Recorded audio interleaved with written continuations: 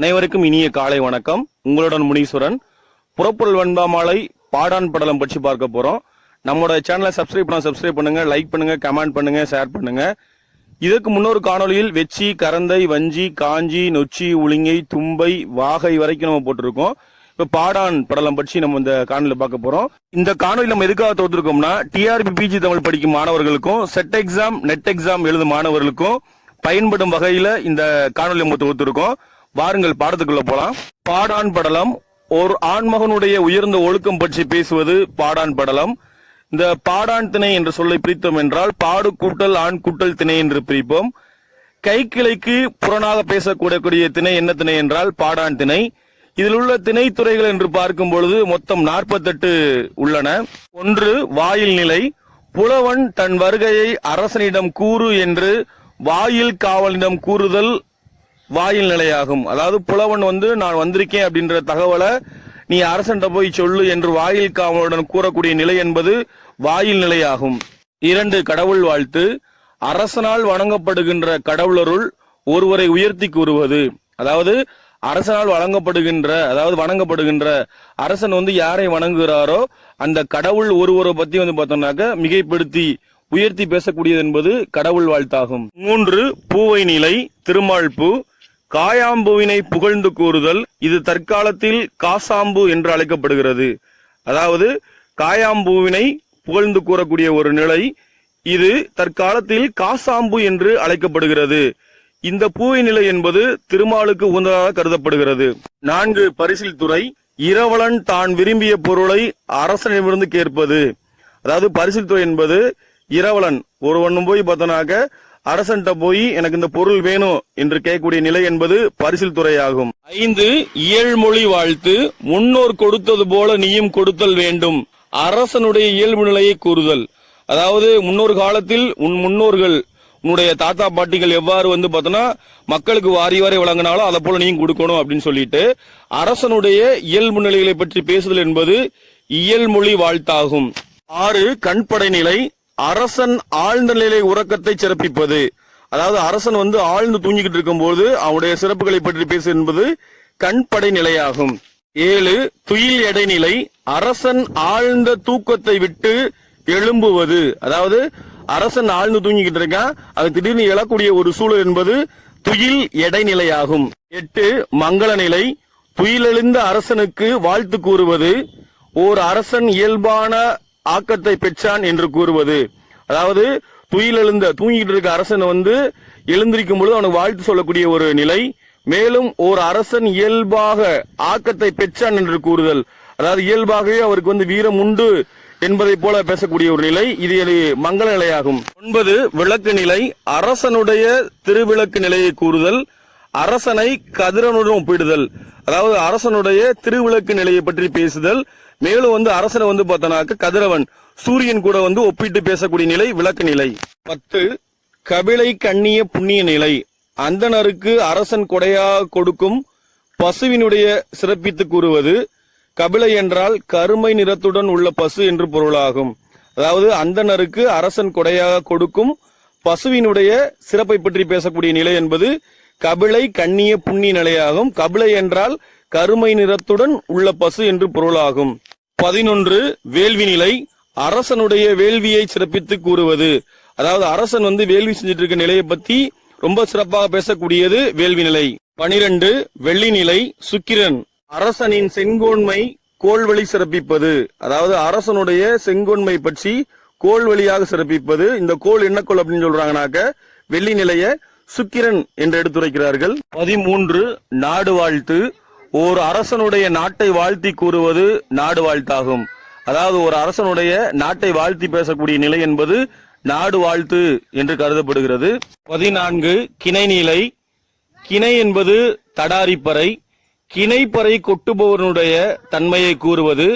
இதே கிணை நிலை என்பது வாகையில் உள்ளது. அங்கு வாகையில் என்ன பேசப்படுகிறது என்றால் வேளாண் புகழை கூறுதல் என்பது வாகையில் பேசப்படுகிறது. 15. களவழி வாழ்த்து.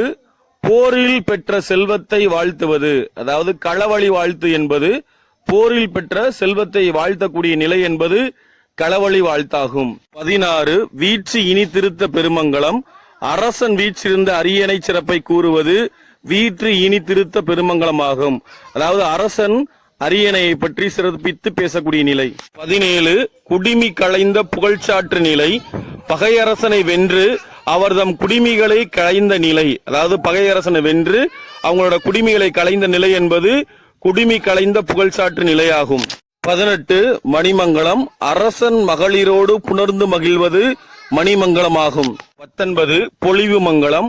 மன்னனின் மகப்பேச்சினை புகழ்தல். அதாவது மன்னனுக்கு மகப்பேறு என்பது உண்டாகிவிட்டது என்ற நிலையை பற்றி புகழ்ந்து பேசக்கூடிய ஒரு நிலை பொலிவு மங்கலமாகும். 21 பரிசில் நிலை.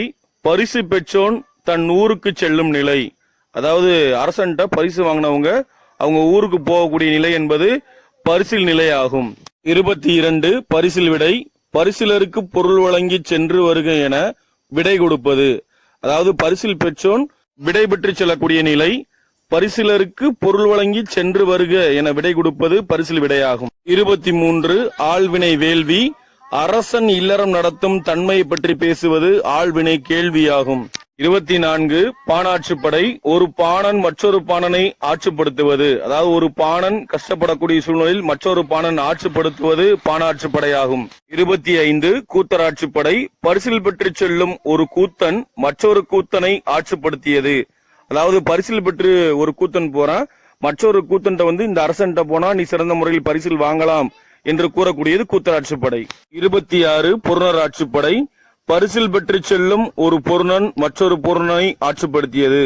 அதாவது ஒரு பொருணன் பரிசில் வாங்கிட்டு போயிடுறான், மற்றொரு பொருணன் இந்த அரசன்ட்ட போனா பரிசில் சிறப்பாக கிடைக்கும் என்று சொல்லக்கூடியது பொருணராட்சிப்படை. 27 விரலி ஆட்சிப்படை. பரிசில் பெற விரும்பும் ஒரு விரலியை ஒரு வள்ளலிடம் ஆட்சிப்படுத்தியது. அதாவது ஒரு விரலி பார்த்தோம்னாக்க கஷ்டப்பட்டு இருக்காங்க, அவங்க சிறந்த முறையில் வாழணும் அப்படின்னு ஆசைப்பட்டு ஒரு வள்ளல்கிட்ட ஆற்றுப்படுத்தக்கூடிய நிலை என்பது விரலி ஆட்சிப்படை என்று இங்கு பேசப்படுகிறது. 28 வாயுரை வாழ்த்து. பழித்து பயன் தரும் தன் சொல்வழி நடக்குமாறு கூறுவது வாயுரை வாழ்த்தாகும். அதாவது பழித்து பயன் தரும் தன் சொல்வழி நடக்குமாறு கூறுவது வாயுரை வாழ்த்து. 29 செவியறிவுறு.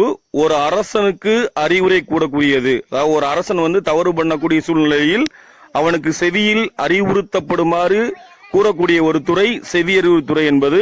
30 குடைமங்கலம். அரசனுடைய குடையை சிறப்பித்து பேசக்கூடியது என்பது குடைமங்கலமாகும். அதாவது அரசனுடைய குடையை சிறப்பித்து பேசுவது. வாழ்மங்கலம். மன்னனுடைய வாளை சிறப்பு செய்தல். அதாவது மன்னனுடைய வாளை சிறப்பு செய்தல் என்பது வாழ்மங்கலமாகும். 32 மண்ணு மங்கலம். மன்னன் மங்கள நீராடும் மாண்பு மண்ணு மங்கலமாகும். இதே மண்ணு மங்கலம் என்பது உளுங்கிய திணையில் வேந்தன் தன்னை மணமகனாக ஒப்பனை செய்தல் என்ற பொருட்டு வரக்கூடிய ஒரு சூழல் என்பது மண்ணு மங்கலமாகும். 33 ஓம்படை. அரசனுக்கு சான்றோர் அறிவுரை கூறுதல். அதாவது அரசனுக்கு சான்றோர்கள் அறிவுரை செய்யக்கூடிய ஒரு சூழல் என்பது ஓம்படையாகும். 34 புறநிலை வாழ்த்து. வழிபடு தெய்வம் காக்குமாறு வாழ்த்துவது புறநிலை வாழ்த்தாகும். 35 கொடிநிலை. அரசனுடைய கொடியை தெய்வக்கொடியோடு ஒப்பிட்டு கூறுவது. அதாவது அரசனுடைய கொடியை பார்த்தோம்னா தெய்வ கொடியோடு ஒப்பிட்டு பேசக்கூடியது என்பது கொடிநிலை ஆகும். 36 கந்தளி. திருமாலின் வெற்றியை புகழ்வது கந்தளி. அதாவது திருமாலோட வெற்றி சிறப்பை புகழக்கூடிய ஒரு சூழல் என்பது கந்தளி ஆகும். ஒழுங்கை திணையில் வீரசோ என்னும் மதிலை அளித்த திறம்பற்றி கூறுவது கந்தளி. 37 வள்ளி. மகளிர் முருகனுக்கு வள்ளி கூத்தாடுவது.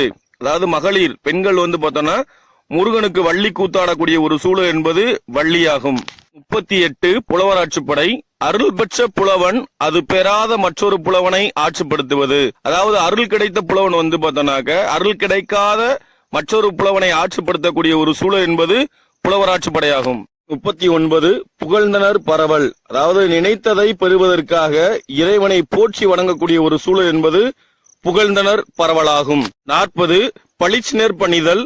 உலக இன்பத்தை நுகரும் பொருட்டு இறைவனை வணங்குதல். அதாவது உலக இன்பத்தை நுகரும் பொருட்டு இறைவனை வணங்கக்கூடிய ஒரு சூழல் பணிச்சினர் பணிதல். 41 கைக்கிளை. ஒரு பெண் தலைவனுடைய மாலையினை பெற விரும்புவது கைக்கிளையாகும். 42 பெருந்திணை.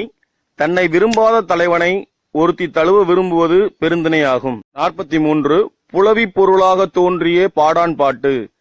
தலைவன் மார்பினை இனி தழுவ மாட்டேன் என ஊடலுற்ற பெண்கள் கூறுவது. அதாவது தலைவன் மார்பினை இனி தழுவ மாட்டேன் என ஊடலுற்ற பெண்கள் கூறுவது புலவி பொருளாக தோன்றிய பாடான் பாட்டு. 44 கடவுள் மாட்டு கடவுள் பெண்டீர் நயந்த பக்கம். அதாவது கடவுள் பெண்டீர் தன் இனத்தை சார்ந்த ஆண் கடவுளை விரும்பியது.